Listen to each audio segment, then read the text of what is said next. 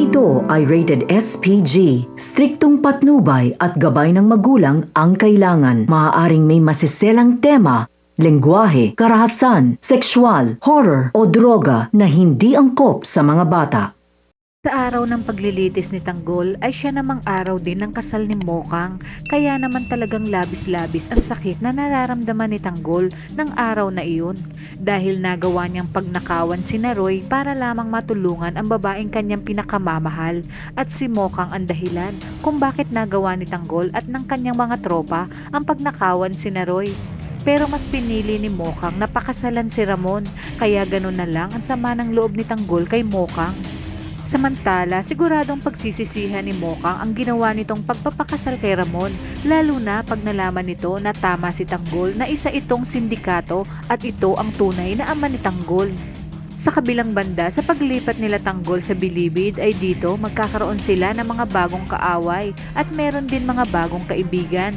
At sa kanilang selda, magiging utusan ng grupo nila Tanggol na isang mayor ng selda na si Celso at wala nga silang magagawa kundi sundin ang mga pinag-uutos nito. Ngunit sa paglipas ng mga araw ay magiging mabait ito sa kanila. Ngunit isang palaisipan nga sa atin kung ano ba talaga ang papel sa buhay ni Tanggol ng mayor nila sa selda. Ito ba ay kaaway o isang kaibigan?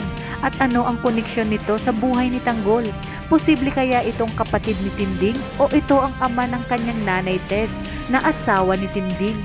Malalaman natin ang totoong papel ng kanilang mayor pag dinalaw na ni Tinding at Tess si Tanggol dahil makikita ito ni Tinding. Sa kabilang banda, mawala man si Mokang sa buhay ni Tanggol ay may panibagong babae na tila mapapaibig ni Tanggol kung saan si Bubbles na siyang bulaklak ng selda.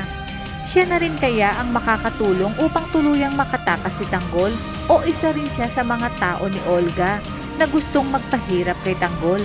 Magagamit na kaya ni Ramon ang kanyang koneksyon sa loob ng Bilibid para maitakas ang kanyang anak sa oras na malaman niya ang buong katotohanan?